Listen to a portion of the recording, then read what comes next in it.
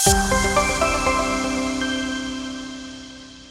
वालेकुम, मेरा नाम मोहम्मद यूसुफ है। आप देख रहे हैं ईएलबी मार्केटिंग। आज की वीडियो में हम आपको कंस्ट्रक्शन की कुछ ऐसे टिप्स देने जा रहे हैं जिसकी वजह से अगर आप मौके के ऊपर मौजूद नहीं हैं और आप कंस्ट्रक्शन करवाना चाह रहे हैं तो आप कैसे करवाएंगे। इंशाल्लाह इस चीज़ को डिस्कस करने जा रहे हैं। किस बंदे का इंतखाब करना है इसको डिस्कस करने जा रहे हैं। और दो तीन छोटी मोटी ऐसी चीज़ें हैं जिसकी वजह से क्लाइंट अपना नुकसान करता है, उसको भी डिस्कस करेंगे। अगर आप ये सारी चीज़ें कंस्ट्रक्शन के हवाले से जानना चाह रहे हैं, आपने प्लॉट लिया हुआ है और आप परेशान हैं कि आप पाकिस्तान से बाहर हैं, किसी दूसरे शहर में हैं, तो कंस्ट्रक्शन कैसे कराएँ? इंशाल्लाह हमारी वीडियो देखेंगे तो आपको इंशाल्लाह फ़ायदा होगा। इसके अलावा अगर आपके ज़हन में कोई सवाल आता है तो आप नीचे कमेंट सेक्शन में अपना सवाल कर सकते हैं। ईएलबी मार्केटिंग की टीम कंस्ट्रक्शन के साथ-साथ सेल परचेज़ की सर्विसेज़ भी रावलपिंडी, इस्लामाबाद में प्रोवाइड करता है, तो सेल परचेज़ के लिए भी आप हमारी टीम से कॉन्टैक्ट कर सकते हैं। जब एक ओवरसीज़ क्लाइंट या out of city client construction करवाना चाहता है और उसके पास प्लॉट मौजूद है, कंस्ट्रक्शन का बजट भी मौजूद है, लेकिन डरता इस बात से है कि कहीं मैं ऐसे बंदे को कॉन्ट्रैक्ट ना दे दूँ कि वो मेरी गैर मौजूदगी में ऐसा मटीरियल इस्तेमाल कर ले या इस क्वालिटी की कंस्ट्रक्शन कर ले जिसकी वजह से बाद में मुझे पछतावा हो। ये सब बंदों के ज़हन में सवाल होता है कि अगर हम मौके पे मौजूद नहीं हैं तो कंस्ट्रक्शन करवाएँ तो करवाएँ कैसे? इंशाल्लाह मैं आपको बताता हूँ कि आपने कंस्ट्रक्शन कैसे करवानी। सबसे पहले आपने कॉन्ट्रैक्टर ढूँढना है ऐसा जो मार्केट के अंदर ऑलरेडी काफ़ी सारे प्रोजेक्ट्स बना चुका हो, उसकी वेल्थ अच्छी हो और मार्केट के अंदर जो उसकी डिलीवरी है, उसको भी आप देखें और करंट प्रोजेक्ट्स को भी देखें। जब आप उसको देखेंगे आपको उसकी वेल्थ का अंदाज़ा हो जाएगा, उसके काम का अंदाज़ा हो जाएगा। अब सिर्फ़ आपने इस अंदाज़े के बुनियाद के ऊपर कंस्ट्रक्शन नहीं देनी कि एक बंदा अच्छी कंस्ट्रक्शन कर रहा है, अच्छे प्रोजेक्ट्स चल रहे हैं, अच्छा उसका ऑफ़िस है, बस ठीक है उसको कंस्ट्रक्शन दे दें। नहीं, बल्कि आपने हर पॉइंट्स के ऊपर उस कंस्ट्रक्शन को क्रॉस चेक करना है। जब आप उसकी कंस्ट्रक्शन को क्रॉस चेक करेंगे, तो जो कॉन्ट्रैक्टर होगा, वो कभी भी किसी भी चीज़ में डंडी नहीं मारेगा। उसको पता होगा कि जो ओनर है, कंस्ट्रक्शन करवा रहा है, वो हर स्टेज के ऊपर उसको क्रॉस चेक करेगा। अगर वो पूरी नहीं है, उसको पूरी कराएगा। तो उस कॉन्ट्रैक्टर की कोशिश होगी कि मैं कोई कसर छोड़ूँ ही ना।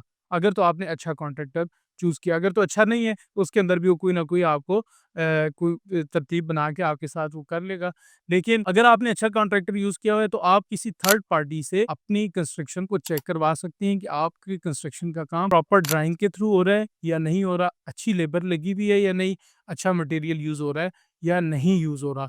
जब भी आप अपने कॉन्ट्रैक्टर से कॉन्टैक्ट करें तो आप उसको एक बात ये बताएँ कि जो भी चीज़ ले, अच्छी चीज़ ले, ब्रांडेड ले, कंपनी के आउटलेट से ले, कंपनी की ऑथराइज़्ड डिस्ट्रीब्यूशन से ले, किसी एजेंट से ना ले, अंडर गेज कोई चीज़ ना ले और किसी किस्म का कोई मटेरियल जो है उसके अंदर बचत करने की कोशिश ना करें। आपने हर स्टेज के ऊपर एक किसी अच्छी कंस्ट्रक्शन कंपनी से कॉन्ट्रैक्ट कर लेना है जो आपके कंस्ट्रक्शन प्रोजेक्ट की इंस्पेक्शन करता रहे वक्तन फवक्तन। जैसे आपकी फाउंडेशन है, जैसे ही आपके एक्सीवेशन स्टार्ट हो जाए, उसके बाद जो आपकी फाउंडेशन वर्क है उसको चेक करें, आपके प्लेन बीम को चेक करें, उसके अंदर जो स्टील यूज़ हो रहा है उसकी थिकनेस कितनी है, कंक्रीट की सारी चीज़ों को क्रॉस चेक करें।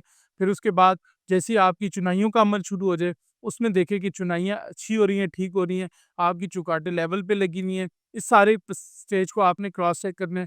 फिर आप जो है वो लेंटल बीम की तरफ चले जाते हैं। लेंटल बीम पे आपने कोशिश करनी है कि जो आपका एग्रीमेंट हुआ है, उस एग्रीमेंट के मुताबिक आपने किसी थर्ड पार्टी से कंफर्म कराना है कि पूरा लेंटल बीम हो रहा है या जो ड्राइंग के मुताबिक या रिक्वायरमेंट या एग्रीमेंट के मुताबिक जो हमने चीज़ें डिसाइड की उसके मुताबिक लेंटल बीम का काम हो रहा है या नहीं हो रहा।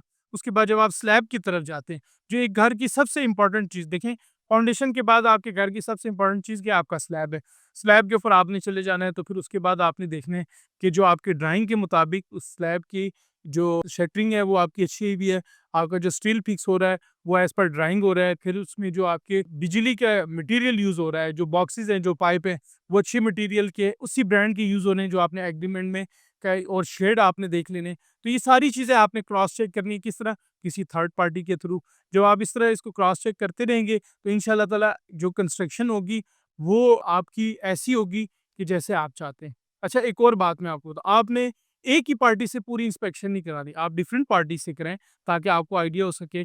अभी एक बंदे ने फर्स्ट लैब तक फाउंडेशन की इंस्पेक्शन की, आप किसी दूसरी पार्टी को हायर करें जो फर्स्ट लैब तक आपकी इंस्पेक्शन करे, या फिर आप डिफरेंट बंदों से आप जब इंस्पेक्शन कराएँगे तो ये भी पॉसिबल नहीं है कि वो आपस में गठजोड़ करें या कोई आपस में सेटलमेंट करें, तो ये भी आपके लिए एक बहुत फ़ायदेमंद है। तो ये मैंने आपको आज बताया कि आपने अपनी कंस्ट्रक्शन को कैसे क्वालिटी को बेहतर करना है, कैसे मेक श्योर करना है जो आपने मटेरियल यूज़ करवाना है वही यूज़ हो, जो आपने लेबर अच्छा, एक और चीज़ मैं यहाँ पर बताना चाहूँगा, बहुत सारे क्लाइंट जो होते हैं वो ये समझते हैं कि अच्छे मटेरियल से अच्छा घर बन जाता है। ऐसा हरगिज़ नहीं है। अच्छे मटेरियल के साथ अच्छा घर तो बनता है, मज़बूती आएगी, लेकिन उसके लिए आपके पास लेबर अच्छी होनी चाहिए, ए प्लस कैटेगरी की लेबर होनी चाहिए, और उसके अलावा आपकी जो सुपरविज़न है वो भी ए प्लस कैटेगरी की होनी चाहिए। ये 2 चीज़ें होंगी और मटेरियल अच्छा होगा, फिर ही आपको क्वालिटी की कंस्ट्रक्शन मिलेगी। तो अच्छा, एक चीज़ मैं आपको और बताऊँ कि जो मैंने वीडियो की स्टार्ट में कहा, कौन-सा ऐसा काम है जिसकी वजह से मालिक जो है वो ओनर घर का बाद में नुकसान उठाता है। आपने अपने घर को अच्छा डिज़ाइन कराना है। किसी लोकल आर्किटेक्ट से आपने घर नहीं डिज़ाइन कराना। अच्छे आर्किटेक्ट से डिज़ाइन कराएँगे, आपका लेआउट अच्छा यूटिलाइज़ होगा, ठीक है? उसके अलावा आपकी स्ट्रक्चर ड्राइंग अच्छी बनेगी। सॉइल टेस्ट आपने कभी भी सस्ता और गैर मियारी नहीं कराना।